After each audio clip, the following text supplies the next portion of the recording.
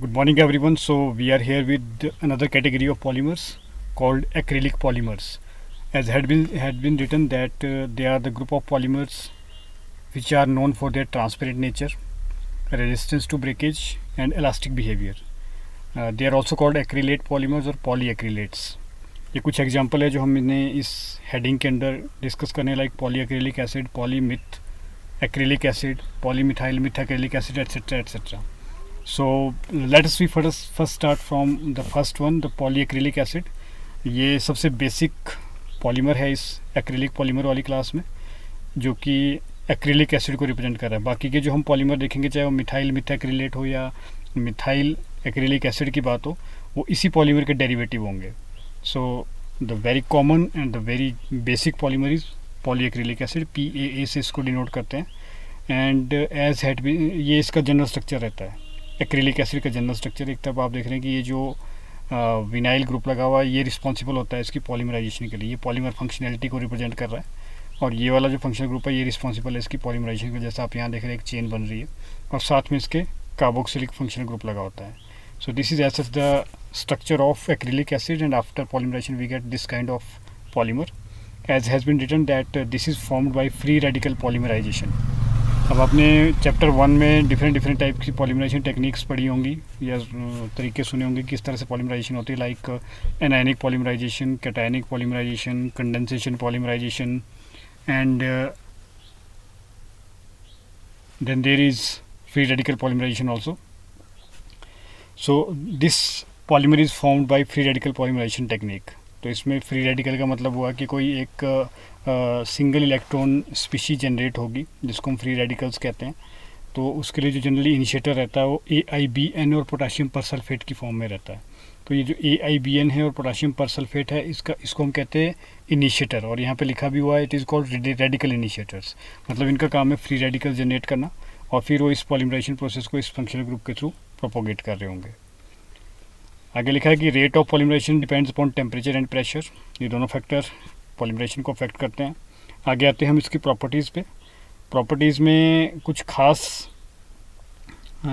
इसकी कैरेक्टरिस्टिक्स रहती हैं, like it can absorb and retain water so many times of its original weight. और जब ये पानी एब्जॉर्ब करता है तो ये स्वेल कर जाता है.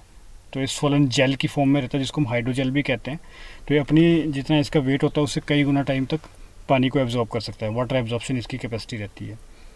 It dissolve freely in water to form highly viscous solution. तो जब हम एक्सेस में वाटर लेते हैं तो ये एक डिसोल्यूशन फेज़ में चला जाता है, बट सॉल्यूशन की जो विस्कोसिटी रहती है वो ऐसा बहुत ज़्यादा हाई रहती है, बहुत ही हाईली विस्कस सॉल्यूशन बनता है इसमें.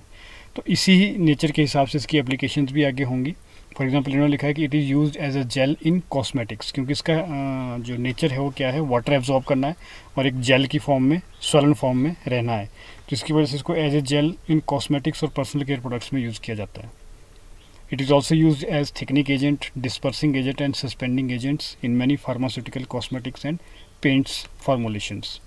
तो ये इसकी कुछ जनरल प्रॉपर्टी रहती है. काफ़ी इंपॉर्टेंट पॉलीमर है. सिंथेसिस इसकी बड़ी सिंपल है और इसकी एक खासियत है कि वो अपने साइज़ के हिसाब से अपने वेट से कई गुना तक वाटर एब्जॉर्ब कर सकता है. तो उसी हिसाब से इसकी आगे एप्लीकेशन भी फॉर्मुलेट होती हैं. अब हम इसी कैटेगरी में दूसरे पॉलीमर पे आते हैं. जैसे मैंने आपको कहा था पॉलीमिथाइल एक्रिलिक एसिड, PMA लिखते हैं हम इसको. आप देखेंगे कि ये एक्रिलिक एसिड का ही डेरिवेटिव होता है. वहाँ पे COH ग्रुप लगा था और यहाँ पे CH2 होता था, तो यहाँ CH होता था सॉरी. तो यहाँ का जो हाइड्रोजन है वो रिप्लेस हो गया अब एक मिथाइल ग्रुप से. तो इसको हमने नाम दिया मिथाइल एक्रिलिक एसिड, क्योंकि एक्रिलिक एसिड ही कोई रिप्रेजेंट कर रहा है बट इसमें एक मिथाइल ग्रुप लग गया है यहाँ पे. सो जब ये मिथाइल एक्रिलिक एसिड की पॉलीमराइजेशन होती है तो बनता है पॉलीमिथाइल एक्रिलिक एसिड, ये वाला पॉलीमर. और it is an anionic polymer. It acts as polyelectrolyte and has the ability to absorb and retain water. तो आप देखेंगे कि इसकी जो प्रॉपर्टीज़ है वो काफ़ी हद तक मिलती जुलती हैं एक्रिलिक एसिड से. तो ये भी पानी को एब्जॉर्ब करता है, वाटर को एब्जॉर्ब करता है और उसको रिटेन करता है. It dissolves in water to give viscous solution. तो इसका जो सॉल्यूशन बनेगा वो भी हाईली विस्कस बनता है. It is use to make hydrogels, क्योंकि इसकी टेंडेंसी पानी को एब्जॉर्ब करने की और स्वेल करने की, तो ये हाइड्रोजेल प्रॉपर्टी शो करता है. और इस हाइड्रोजन नेचर की वजह से इसको एज ए कैरियर व्हीकल भी यूज़ किया जाता है. कुछ हमारी ड्रग्स होती है जिनकी हम चाहते हैं कि डिलीवरी इंटेस्टाइन में हो या स्टमक में जाके हो, तो उसके लिए उसको एक कोटिंग मटेरियल जिसको हम कहते हैं ड्रग डिलीवरी व्हीकल, कि उसके साथ इस पॉलीमर के साथ उसकी कोटिंग की जाती है और फिर उसको हम पहुंचाते हैं इसकी साइट ऑफ एक्शन पे जो ड्रग होती है. तो एज ए इसको ड्रग डिलीवरी व्हीकल और ड्रग डिलीवरी कैप्सूल भी यूज़ किया जाता है। It can be converted into methyl ester which is use for production of polymethyl methacrylate polymer. तो अब देखो इसका मिथाइल एस्टर बन सकता है, ये जो ग्रुप बनेगा यहाँ से एस्टरिफिकेशन हो सकती है, और इसकी वजह से एक और पॉलीमर जिसको हम कहते हैं पॉलीमिथाइल मिथाइक्रिलेट भी बना सकते हैं हम इससे। तो इसकी दोनों तरह से सिंथेटिक और इंडस्ट्रियल दोनों तरह से इसकी एप्लीकेशंस रहती हैं। नेक्स्ट इज़ पॉलीमिथाइल मिथाइक्रिलेट, PMMA से इसको डिनोट करते हैं।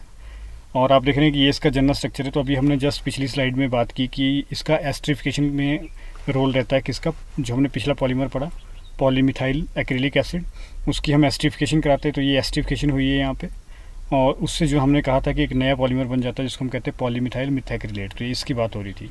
तो ये अब मोनोमर हमने यूज़ करना है पॉलीमराइजेशन, जैसा यहाँ पे लिखा है कि फ्री रेडिकल मैकेनिज्म से ही होगी। तो यहाँ पे एक फ्री रेडिकल इनिशिएटर यूज़ करना पड़ेगा, जो जनरली इस केस में रहता है एसिटाइल पेरोक्साइड। अब जब भी आपको नोट आता है इन पॉलीमर पर लिखने का, तो इनकी कुछ खासियतें हैं, जैसे इसकी जो पॉलीमराइजेशन है वो एसिटाइल पेरोक्साइड से हो रही है। तो ये जो कुछ खास पॉइंट्स इसके रहते हैं ये आपको मेंशन करने पड़ेंगे। बाकी ये रिएक्शन लिखना और ये जो केमिकल रिएक्शन यहाँ पे रिप्रेजेंट की है पॉलीमराइजेशन के लिए, तो कोई ज़्यादा मुश्किल काम नहीं होना चाहिए आपके लिए। So it has been written that it is a transparent thermoplastic. Transparent thermoplastic, thermoplastic और थर्मोसेटिंग दो तरह के पॉलीमर हमने पढ़े थे फर्स्ट चैप्टर जब आपने देखा था, वहाँ टाइप्स ऑफ पॉलीमर में आता था थर्मोसेटिंग और थर्मोप्लास्टिक। तो थर्मोसेटिंग जो एक बारी सेट हो गए, अब उसको जब हीट अप करेंगे हम, तो वो अपनी एक्चुअल शेप को जो उसकी डिस्ट्रॉय हो चुकी है उसको रिगेन नहीं करते हैं। जबकि थर्मोप्लास्टिक क्या होते हैं कि after removing the effect of heat वो अपनी ओरिजिनल शेप में वापस आ जाते हैं। तो इसका जो नेचर है थर्मोप्लास्टिक नेचर है। इसको यूज़ किया जाता है लाइट वेट शीट्स वगैरह बनाने में, और ये एक ग्लास के लिए अल्टरनेटिव फॉर्म में यूज़ होता है। तो ग्लास जो होता है हमारा, उसके लिए अगर अल्टरनेटिव चीज़ कोई है तो वो है पॉलीमिथाइल मिथाइक्रिलेट पॉलीमर। इसको एक्रिलिक ग्लास भी कहते हैं और प्लेक्सी ग्लास भी कहते हैं, ये इसका जनरल नाम है, एक्रिलिक ग्लास और प्लेक्सी ग्लास। आपको नोट आ सकता है लिखने पे कि ये एक्रिलिक ग्लास का क्या मतलब है और प्लेक्सी ग्लास कौन से पॉलीमर को कहते हैं।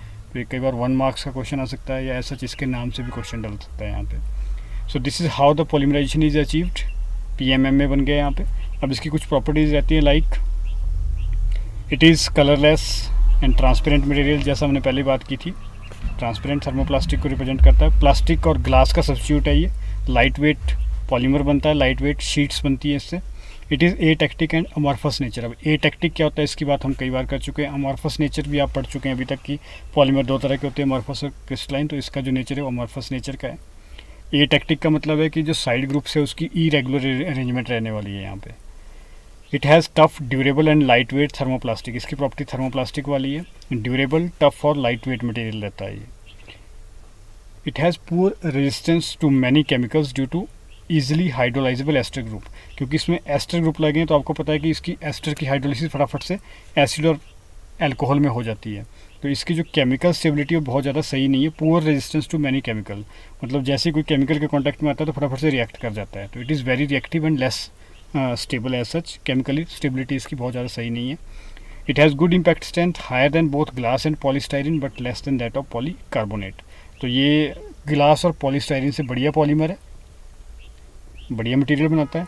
बट पॉलीकार्बोनेट अगर जो पॉलीमर है उससे थोड़ी इसकी जो एफिशिएंसी और क्वालिटी वो कम रहती है। ये कुछ इसकी जनरल एप्लीकेशंस हैं, क्योंकि हमने कहा था कि ट्रांसपेरेंट ग्लास का सब्स्टिट्यूट है तो हम उस तरह से इसको यूज़ कर सकते हैं। It can be used in medical technologies and implants. Implants क्या होते हैं, जो ह्यूमन बॉडी में कुछ आर्टिफिशियल चीज़ इंड्यूस की जाती है। जैसे लिखा है कि आई ग्लास होता है, जो लेंसेज आई के आँख के जो लेंसेज बनते हैं उनके लिए इसको यूज़ कर सकते हैं। बोन्स की कोई सर्जरी होगी उसमें यूज़ हो सकता है। It can be used as bone cementing material, ये इसकी प्रॉपर्टीज़ रहती है। तो affix implants and remodel lost bones, तो बोन्स की कई बार ग्राफ्टिंग हो रही होती है तो जो आर्टिफिशियल बोन को नेचुरल बोन के ऊपर फिक्स करने के लिए मटेरियल यूज़ किया जाता है जिसको हम कहते हैं सीमेंटिंग मटेरियल। तो इस चीज़ का बना सकते हैं हम पॉलीमिथाइल मिथाइक्रिलेट का। It is the sheets of PMMA are used in sign industry for glazing skylights and for decorative purposes.